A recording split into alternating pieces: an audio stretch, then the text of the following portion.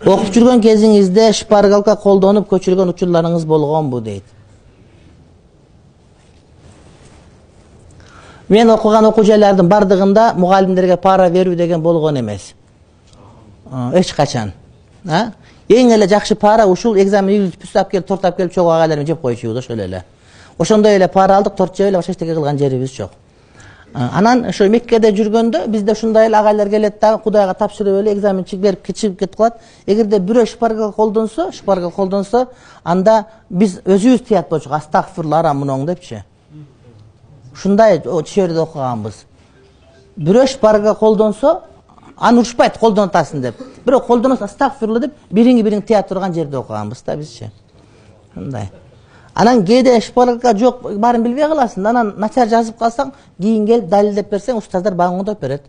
Ал бар, ал туура маселе. Анткени экзаменге 4 нерсеге сен 40тын 36-ын окуп 4-ын окубай калсаң, бар жазбай калышың мүмкүн да. Аны туура түшүнүш керек. Экзамен бул тартиби бөлөкчө тартип. Мусулманча тартип деп баштан аяк ижазат берилет да. Аны ошон үчүн мен бир жыл ушундай окуя болгон. Усул фикhtан мен жазсам, мага начар бал коюптур. Анан мен ага айттым, бар, начар коюп коюпсуз го, мен деген мунун баарын билет элем. Просто мен жазганга үлгүрбөй калдым деди. Мен жайыраак жазам, анан оңдоп жазам, ошого үлгүрбөй калдым. Бир суроону бүткүчөн калган 5 суроо жазылбай калды. Атак мен баарын 5ке билем десем, айтып бер дедилер, айтып бердим. Жазганым көрсөтөм, карап туруп 5 коюп, кийин айттым, мен мунага 5 койдум деди. Мен чындап эле жазышым кыйын да, ошон үчүн мен көбүнчө компьютер колдоном. Учка мен жазгандым жайыраак болуп арабчамчы. Анан экзаменде толтурганда узун жазган экен, жазып отуруп китептин баарын жаза берем деп, анан биринчи суроодон бүтпөй калган, убакыт жетпей калган да. Анан ошондо мага 2 үй коюп койгон экен, анан барып айтсам, анан далилдеп бергенде мага 5 коюп берген. Шами Ужайян. Ошондой учур болгон.